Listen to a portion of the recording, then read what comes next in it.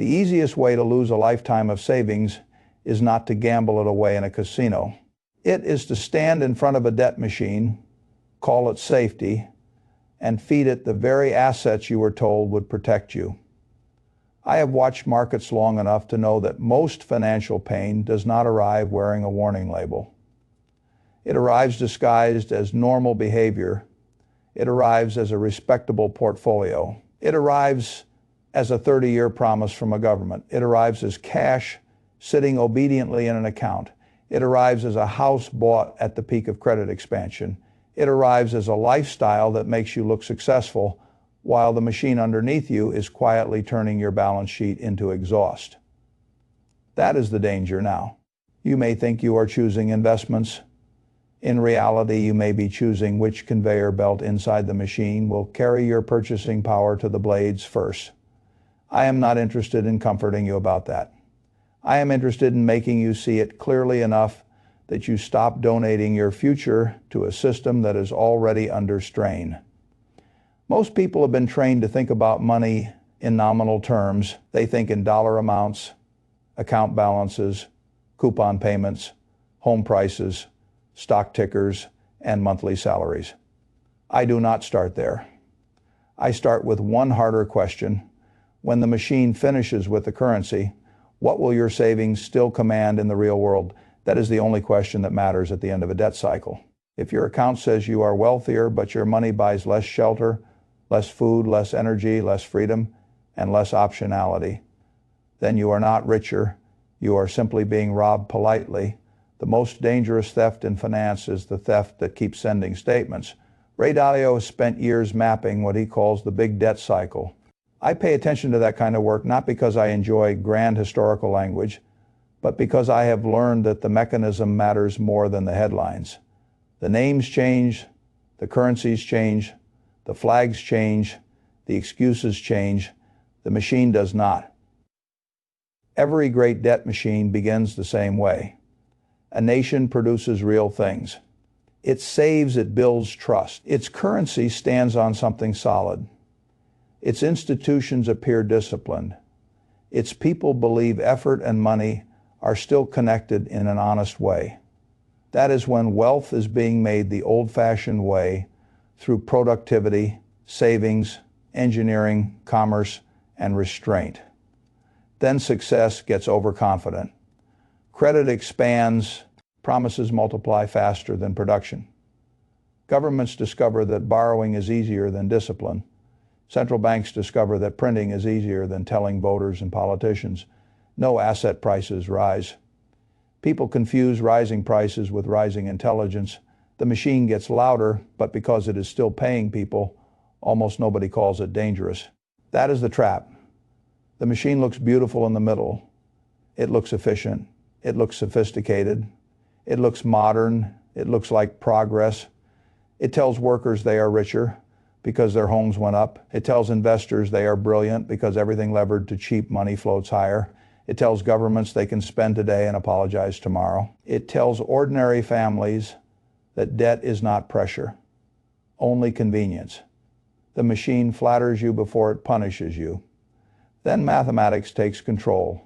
Debt compounds, interest compounds, political cowardice compounds, currency dilution compounds. The gap between what is owed and what can honestly be produced widens year after year until the machine stops being a tool and starts becoming a master at.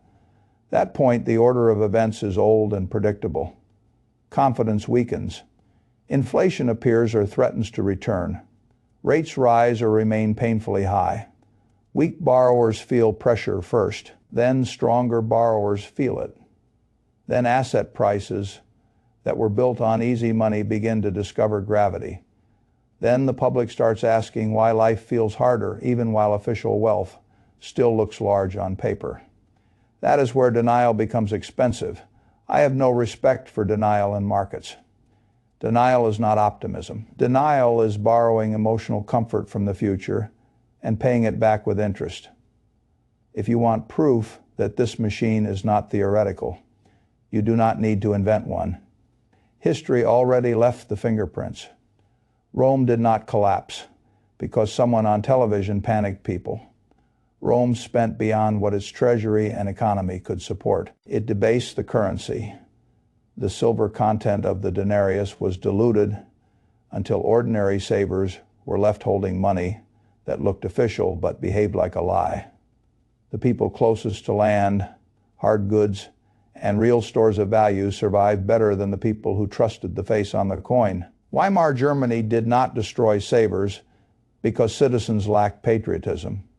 It destroyed savers because impossible debts met the printing press. Paper obligations were honored in form and obliterated in substance. People who believed cash and bonds were safety learned that a promise payable in a collapsing unit is not safety. It is a carefully documented loss. Japan in the early 1990s showed the same machine through a different gear. Cheap credit inflated stocks and real estate into absurdity. Then rates rose, the bubble broke, and assets that had looked untouchable turned into dead weight for years. People who thought time would quickly repair the damage found themselves living through a decade, then two, of balance sheet disappointment. Different century, different continent, same machine, and now you are supposed to believe the modern world has escaped it because the numbers are larger and the language is smoother. I do not buy that. The United States earned an extraordinary position after the Second World War because its industrial base was real, its currency was anchored to gold, its productive power was unmatched, and the trust placed in the dollar was not fantasy. That was real strength. That was not branding. But once convertibility to gold ended in 1971, a deep shift took place. The machine no longer needed the same discipline. The leash was loosened.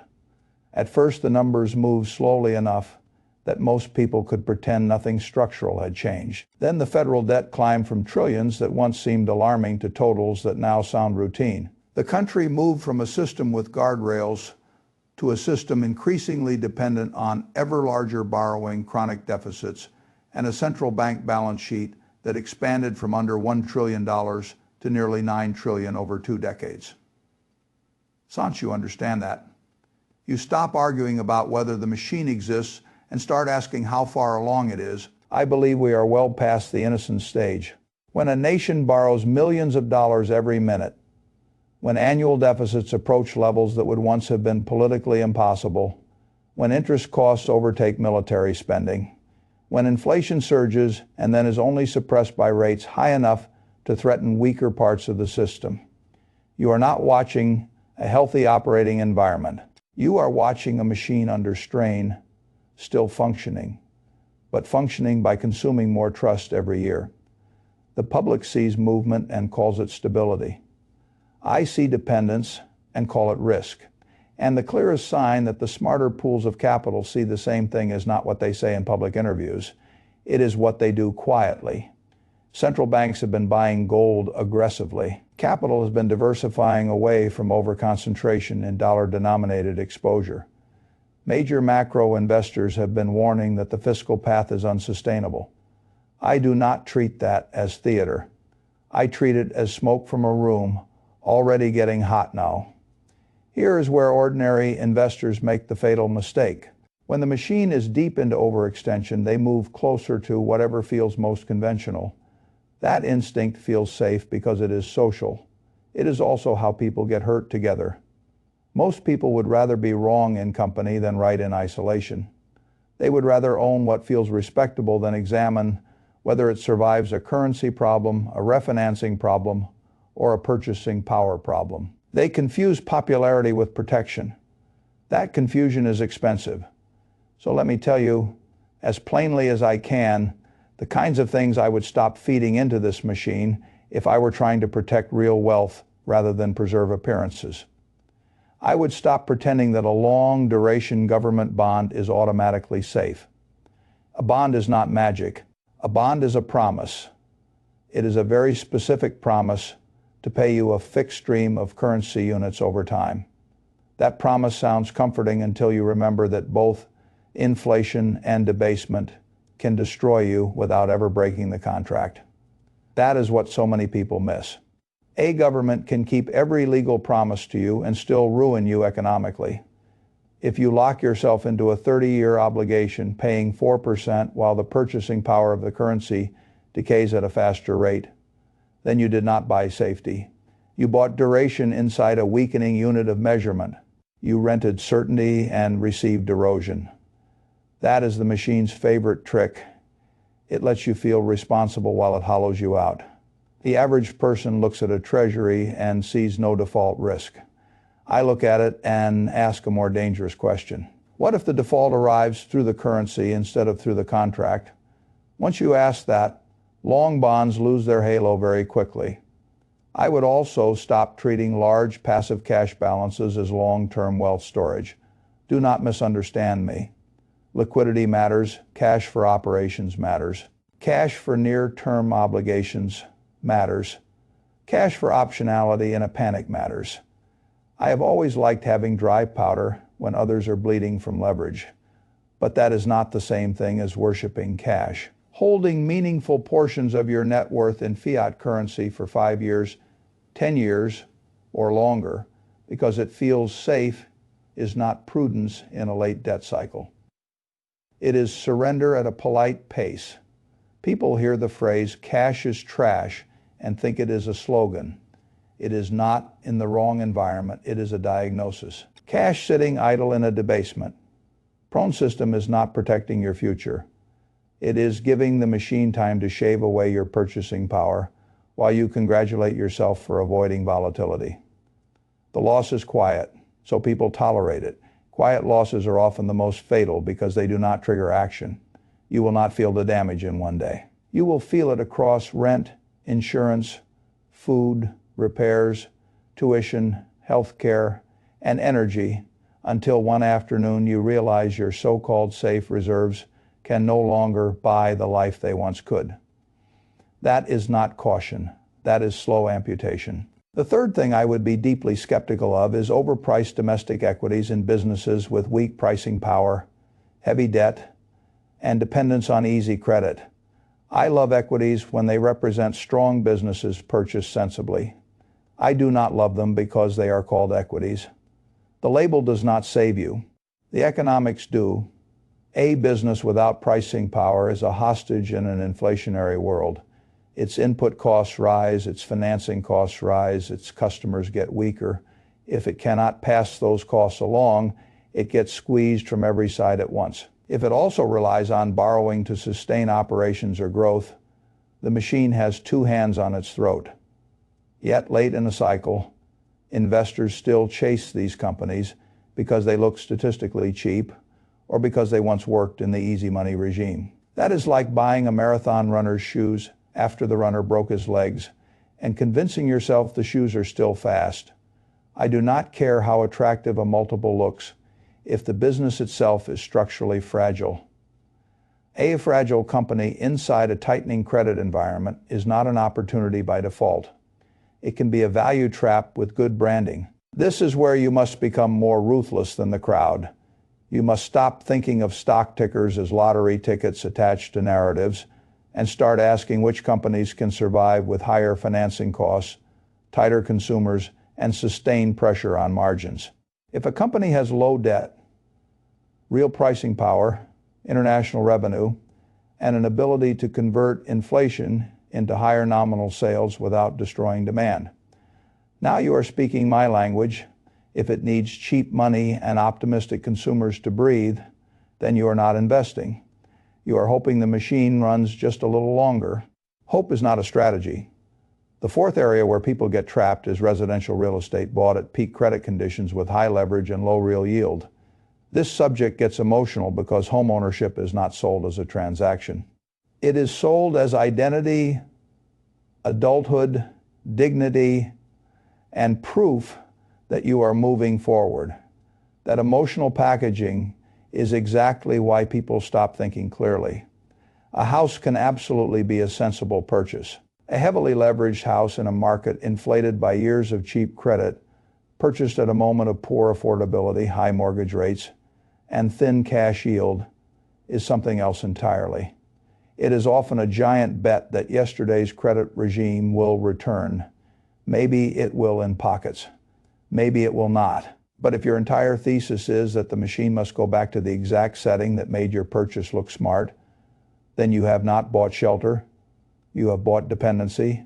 I dislike dependency.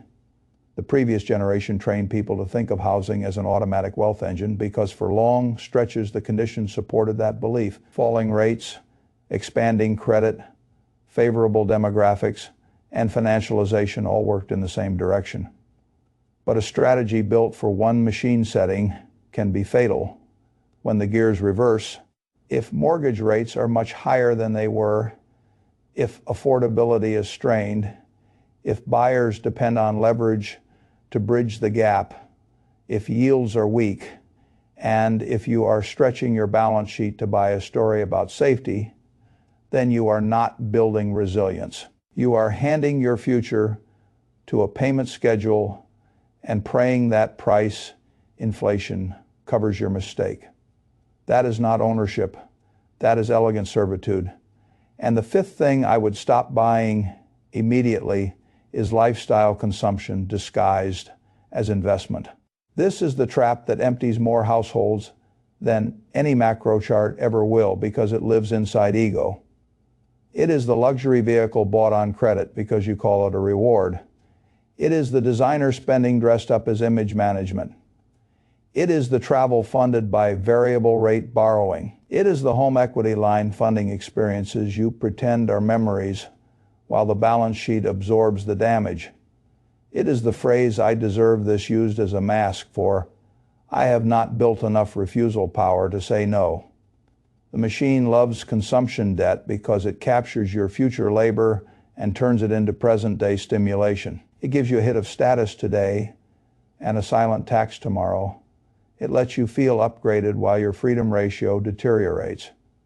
I have never been impressed by consumption that needs financing. If something beautiful must be borrowed into existence, it is usually less a symbol of success than a receipt for impatience. The hard truth is this: late cycle wealth destruction is not only about sovereign bonds, central banks, and macro positioning. It is also about households that optimize for appearance while neglecting resilience. In every major debt unwind, the families that survive with the most dignity are rarely the flashiest. They are the ones that kept leverage low, expenses disciplined, and optionality alive. They are the ones who owned enough real value and owed little enough to breathe, while others were forced to sell. The great wealth transfer does not only move money between nations or funds, it moves money from the prepared to the unprepared inside the same neighborhood. It moves money from the people who thought status was wealth to the people who knew control was wealth. It moves money from the family with the giant payment stack to the family with the clean balance sheet. That is why I want you to stop measuring your life by how expensive it looks and start measuring it by how much pressure it can absorb without breaking. Resilience is not boring. Resilience is the ability to refuse bad timing. Resilience is the ability to survive a policy error, a credit shock, a layoff wave, an inflation burst, a real estate slump, or a currency problem without being forced to liquidate your future at the exact worst moment. That is wealth. Everything else is costume. Now, if you understand what not to feed into the machine, the next question becomes obvious. What belongs on the other side of the balance sheet first? I would think in purchasing power, not nominal returns. That mental shift alone will save you from half the stupidity that destroys ordinary portfolios. A 7% nominal return in a world where the real cost of living is running close behind it is not victory. It is a comforting illusion. If your wealth cannot outrun the erosion of the unit in which it is measured, then your math is flattering you. I care about what your money can do in the world, not what number your account prints. Second, I would reduce leverage tied to consumption and fragile assets. Every unit of unnecessary leverage narrows your room to think. It lowers your refusal power. It turns temporary volatility into permanent damage because it forces timing on you. The person with low debt can wait, negotiate, and reposition. The person with high debt becomes the machine's employee. I would rather own less and control more than own more and answer to creditors. Third, I would tilt toward assets with realness. That can mean hard assets. It can mean gold used as insurance rather than religion. It can mean productive land. It can mean businesses with strong pricing power, low debt, essential demand, international revenue, and management that understands capital allocation. It can mean exposure beyond the most crowded parts of the dollar-based system, particularly in regions or sectors where balance sheets are cleaner and commodity exposure or productive capacity is real. Notice what all those choices have in common. They are harder to dilute. They are harder to fake. They are harder to destroy with a press conference and a revised inflation statistic. Fourth, I would keep enough liquidity for flexibility, but I would stop confusing flexibility with passivity. There is a difference between holding tactical cash and hiding in currency. One gives you options. The other gives the machine time. Fifth, I would build my life around refusal power. This may be the most underrated financial asset in the world. Refusal power is what lets you say no to the overpriced house, the wrong job, the desperate refinance, the bad partnership, the forced sale, the fake emergency, the consumption trap, the panic liquidation, and the crowd's latest consensus. The machine preys on people who have no room to refuse. It hunts the overcommitted, status, dependent, and the monthly maxed. That is why simplicity is not weakness. Simplicity is armor. A cleaner balance sheet is armor. A lower lifestyle burn rate is armor. A portfolio made of understandable, durable assets is armor. A mind trained to think in decades instead of dopamine bursts is armor. I want you to see how all of this fits together, because the system is not random weak currency thinking leads to bad bond choices. Bad bond choices reinforce false safety. False safety invites passivity. Passivity leaves you overexposed to inflation and debasement. That erosion pushes people to reach for yield or status. That reaching creates leverage and fragile purchases. Fragile purchases destroy refusal power. And once refusal power is gone, the machine decides for you. That is how good incomes get trapped. That is how respectable people go broke slowly. That is how families spend 10 or 20 years moving backward while believing they are standing still. If you are waiting for an official announcement that the late stage has begun, you are already thinking like prey. By the time the consensus names a phase, the best repositioning is usually behind you. Intelligent capital does not wait for television permission. It studies the mechanism, notices the behavior of large players, observes the fiscal reality, and acts before the crowd's emotions catch up. I am not telling you to panic. Panic is just delayed thinking compressed into one ugly moment. I am telling you to become strategically allergic to comforting illusions. Do not buy an asset because it was safe in a different machine setting. Do not hold a currency balance because inactivity feels prudent. Do not assume all equities are protection. Do not treat leverage as a personality trait. Do not call consumption investing. Do not call dependence security. And do not tell yourself that American ingenuity, artificial intelligence, or national prestige can suspend arithmetic forever. Innovation is real, productivity gains are real, but they do not automatically erase a debt burden that compounds faster than the system's political willingness to behave responsibly. Mathematics does not salute a flag. It does not care about rhetoric. It does not care how many intelligent people insist this time is different. The machine does not stop because you admire the country running it. I love productive enterprise. I love rational risk taking. I love ownership. I love capitalism when it is tied to discipline and reality. What I do not love is watching ordinary people confuse financial packaging with protection and then spend years trying to recover from a mistake that was obvious once the mechanism was understood. You do not need to predict the exact month of a reset to protect yourself from the conditions that make resets brutal. You only need to stop standing where the machine hits hardest. So here is the test I would give you if you want the truth about your own position.